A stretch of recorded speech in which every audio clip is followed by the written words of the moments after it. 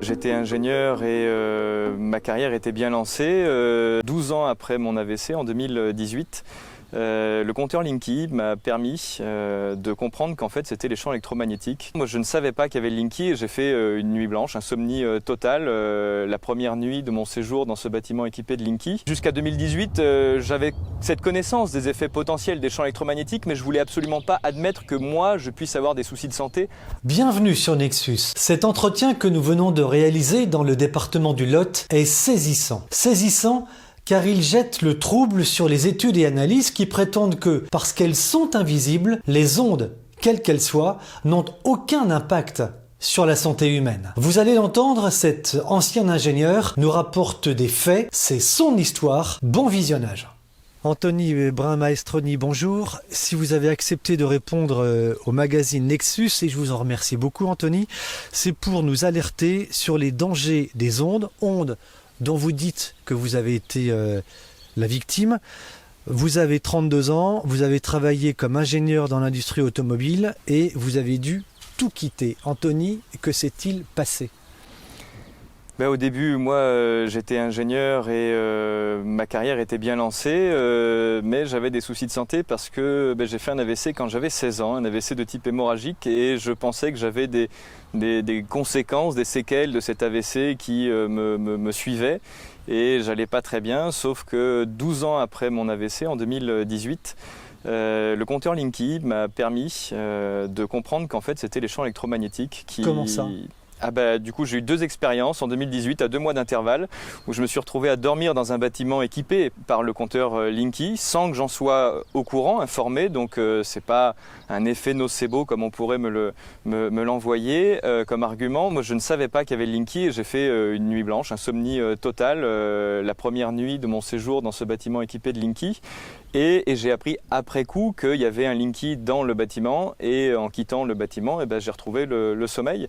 Et là, j'ai pu ouvrir les yeux, accepter en fait que ça puisse être les ondes qui me génèrent tout un tas de symptômes qu'on peut associer à de l'électro-hypersensibilité. J'étais déjà un peu au courant, mais je ne voulais pas du tout remettre ma carrière d'ingénieur, mon environnement professionnel en cause. Et puis j'ai vu qu'en fait, la Wi-Fi, les téléphones sans fil, téléphones de bureau sans fil que j'utilisais énormément, me généraient énormément de maux de tête, des vertiges, des nausées, des palpitations cardiaques. Et puis quand je me suis extrait de cette pollution, ne serait-ce que ponctuellement, j'ai senti un mieux-être flagrant, évident. Et puis quand je me suis senti un peu trop en danger, physiquement parlant, et que ça a été possible financièrement parlant, j'ai opéré un changement radical de vie et je suis venu me mettre à la campagne, dans le département du Lot, ici, à Linac, sous ce beau soleil, dans cet environnement merveilleux. Et j'ai trouvé une zone assez peu exposée, que j'ai qualifiée de gris clair, pas une zone blanche, mais avec des antennes assez éloignées. Et j'ai retrouvé une santé de fer en m'installant ici et en changeant de vie. Je voudrais, Anthony, si vous voulez bien, qu'on revienne un petit peu en arrière. Vous avez passé une première nuit en pleine insomnie. Vous n'avez pas dormi. Qu'est-ce qui s'est passé en fait ?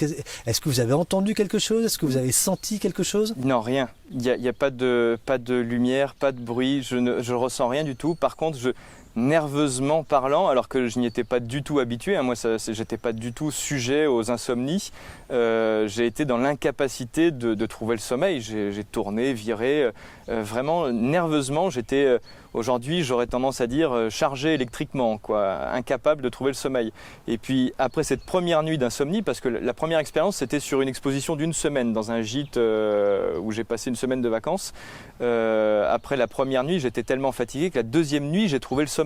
Mais j'ai été réveillé répétablement toutes les 45 minutes sans savoir encore ce qui se passait. Il a fallu 3 nuits, la première nuit blanche totale et les 2 autres où j'ai été réveillé toutes les 45 minutes pour que je finisse par me dire il y a quelque chose qui me réveille, qui m'envoie quelque chose nerveusement. Vous le sentiez ?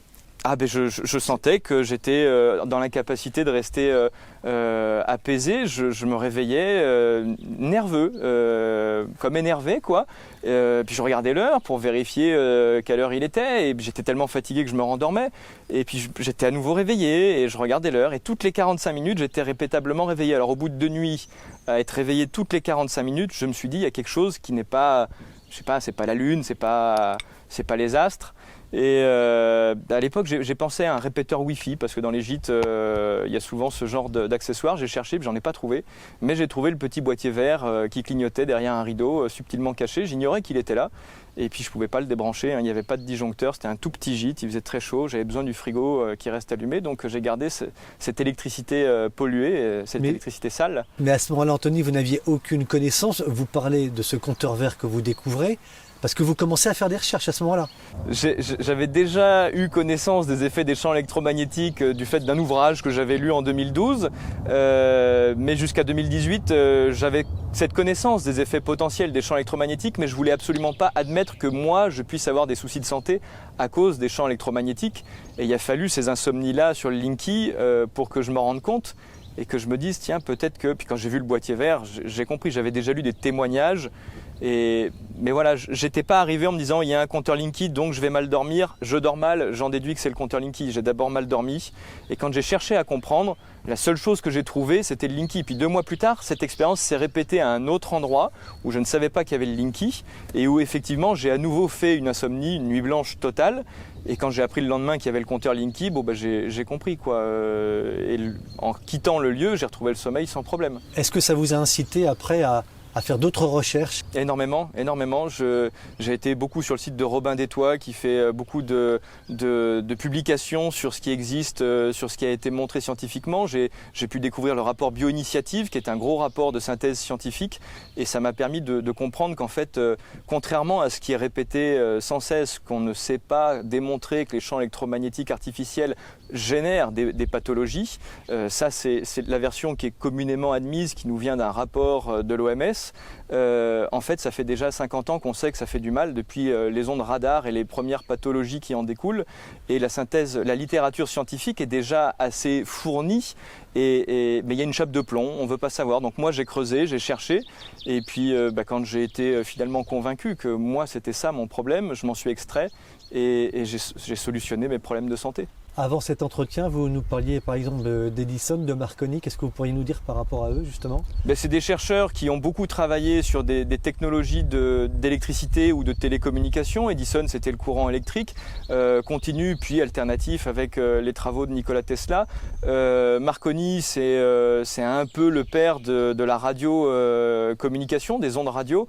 Il y en a d'autres, des chercheurs comme ça, qui ont beaucoup fait d'expériences avec les ondes, avec des ondes électriques, électromagnétiques, et puis qui sont tombés gravement malades, qui ont eu de gros problèmes de santé qu'aujourd'hui on sait associer aux champs électromagnétiques, mais qui toute leur vie ont refusé de faire le lien, eux, Edison, Marconi, avec les ondes dans lesquelles ils baignaient en permanence. Comment expliquez-vous, Anthony, qu'il y ait une chape de plomb sur ce sujet ? Je ne sais pas trop l'expliquer. Moi, je fais une conférence pour alerter sur les effets et je pose la question en fin de conférence de pourquoi on nous expose à ça, pourquoi on ne nous prévient pas, pourquoi on ne se protège pas. Je ne sais pas, est-ce qu'il y a une croyance du progrès technologique, du développement technologique qui empêche les décideurs politiques et les grandes entreprises d'accepter que ça puisse nous faire du mal? Est-ce que c'est de l'intérêt économique, financier? Parce que ça rapporte énormément, hein, le déploiement des technologies de télécommunication, c'est un business énorme et peut-être que ça freine effectivement la libre circulation des informations sur les effets. Quand vous êtes arrivé ici dans cette région, du Lot, il n'y avait pas d'antenne à proximité de votre maison. Il y en a une maintenant, Anthony. Oui, alors quand j'ai acheté ce terrain, j'avais vérifié sur internet, sur le site de l'ANFR, cartoradio.fr, et les antennes sont à plus de 4 km en périphérie du terrain, donc je m'y suis trouvé vraiment, vraiment bien. Et puis ce qui, moi, m'a fait sortir de ma zone gris clair où j'avais retrouvé la santé, ce qui m'a fait écrire et diffuser cette conférence, c'est un projet d'antenne relais qui au début devait s'implanter à 150 mètres derrière des arbres pas loin.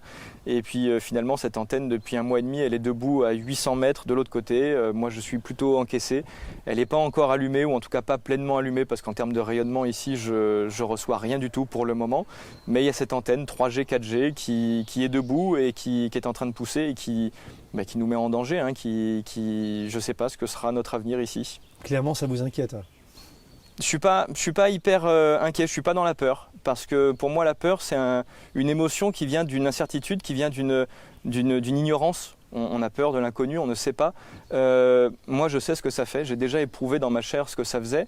J'ai déjà rencontré de nombreux électro-hypersensibles. Je connais, j'ai plein de témoignages à partager qui m'ont été donnés. Et du coup, je sais, donc je ne suis pas dans la peur, je suis plus dans la colère et la sidération.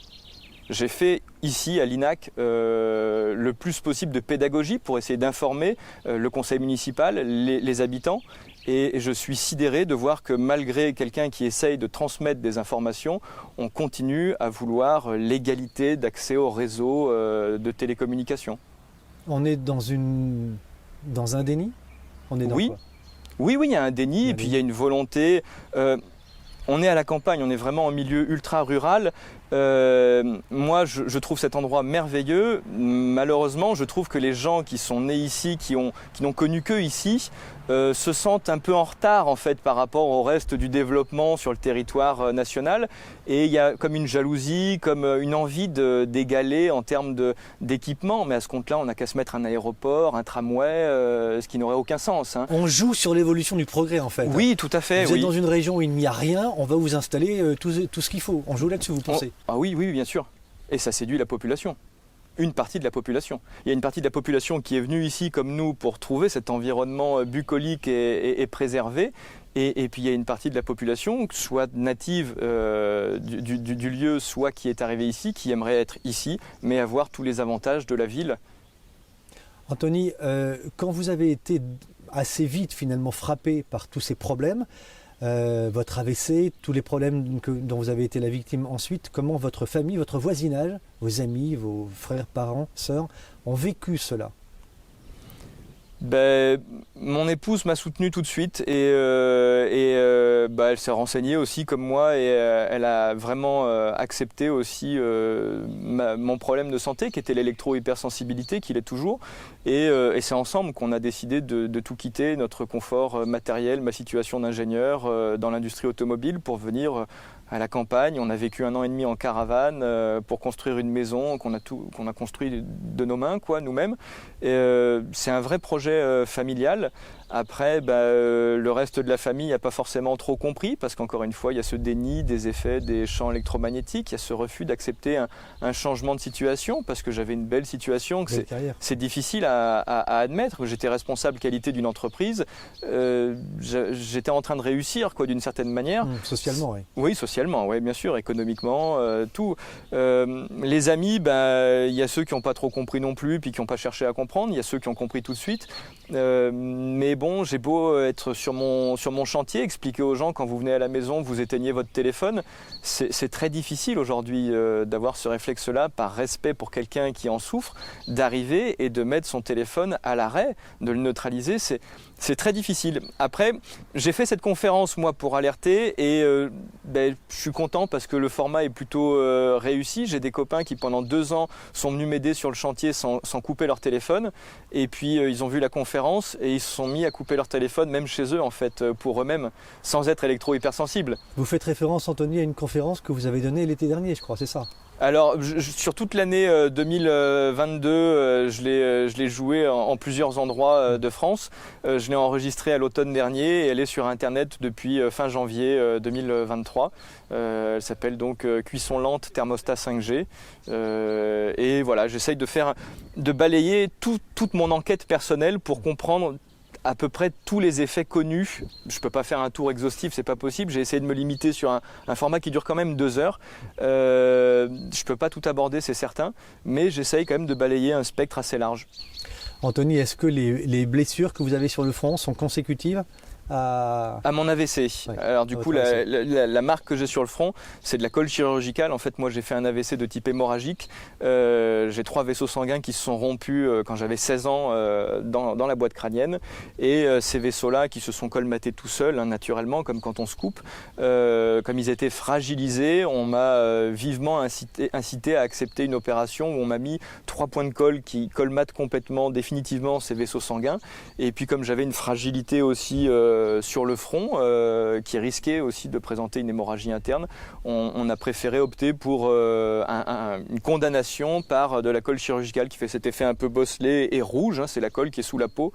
Voilà, je vis avec sans problème. Et tout cela consécutif aux ondes? Ben moi j'ai eu une exposition que je considère être élevée. J'ai grandi de ma naissance jusqu'à mes 18 ans à 60 mètres d'une ligne à très haute tension, une 400 000 volts. Et là encore une fois, il n'y a pas d'alerte, il y a des permis de construire qui sont autorisés sous la ligne, à proximité de la ligne à très haute tension. J'ai eu un téléphone portable dès l'âge de 12 ans. Moi je suis né en 90, en 2002 j'avais un premier téléphone portable que j'avais dans la poche, toujours allumé, en silencieux ou pas, mais j'ai vécu avec cette technologie-là et j'ai fait un AVC à 16 ans. Et quand on pose la question de savoir s'il peut y avoir un lien, quels peuvent être les facteurs qui favorisent un AVC à 16 ans, c'est quand même assez rare. La seule réponse qui nous est donnée, c'est le hasard. La faute n'a pas de chance, on ne cherche pas à savoir pourquoi. Et les autorités, c'est ce que vous disent les autorités ou ce qu'elles vous ont dit? C'est à l'hôpital, c'est les spécialistes, les neurologues. Après, je leur jette pas la pierre, ils n'ont pas le temps, eux, de s'intéresser à ça. Hein. Ils sont déjà très en tension, ils ont beaucoup de cas à gérer. Mais j'ai pas eu un statut particulier d'handicapé ou quoi. J'ai fait un peu de handisport, j'ai eu une RQTH pendant 4 ans quand même parce que j'avais de forts maux de tête, de forts problèmes de santé quand même suite à mon AVC. Mais jamais un lien avec les champs électromagnétiques. Et puis même, les symptômes d'électro-hypersensibilité ont toujours été des séquelles, des conséquences de l'AVC. C'est pas de chance, tu as fait un AVC quand tu avais 16 ans et aujourd'hui tu vis avec, quoi. Jamais on m'a dit essaye de couper le téléphone, coupe la Wi-Fi pour voir si ça va mieux. Moi j'ai fait ce travail-là et j'ai vu que ça allait mieux. Aujourd'hui, donc, vous n'êtes donc plus ingénieur depuis déjà quelques années, vous êtes devenu artisan. Oui. Anthony, c'est cela? Ouais. Est-ce que vous êtes donné cette mission de prévenir l'environnement, vos voisins, de la dangerosité des ondes? Oui. Oui, moi quand j'ai vu qu'une antenne relais devait pousser sur ma commune et qu'initialement on me l'annonçait à 150 mètres de mon domicile alors que j'étais venu chercher ici un environnement préservé, je l'ai vécu un peu comme un signe du destin, si on peut parler comme ça. Je me suis dit, bon ok, je me suis planqué dans ma zone gris clair et finalement j'ai pas le droit de rester silencieux. Il faut que je dise ce que je sais aux gens. J'ai commencé par mes voisins, par les riverains à l'INAC que j'ai informé. J'ai fait beaucoup de porte-à-porte, j'ai écrit cette conférence pour eux initialement et puis comme elle a plu aux gens qui l'ont vue, le bouche à oreille fait que j'ai été amené à voyager beaucoup en France pour la donner, cette conférence.